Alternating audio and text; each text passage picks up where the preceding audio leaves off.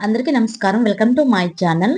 Only 10 రూపీస్‌తో అయితే sweet అయితే అయిపోతుంది. ఎలా ఏంటనేది మీకు చూపించేస్తాను. వచ్చేయండి. ఇప్పుడైతే మాత్రము రస్కులు ఉన్నాయి కదా! 10 రూపీస్ రస్కుల ప్యాకెట్ ఉంటది కదా! వాటిలనైతే ఇప్పుడు మిక్సీలో కూడా వేసుకొని పౌడర్ చేసుకోవచ్చు. మరీ పౌడర్ అయిపోద్దని ఇలా దంచుకుంటున్నాను. కచ్చా పచ్చాగా దంచుకున్నాను. వాటిలననేది ఇప్పుడు వేపుకుంటున్నాను. లైట్‌గా మీడియం ఫ్లేమ్‌లో పెట్టుకొని వేపుకోవాలి.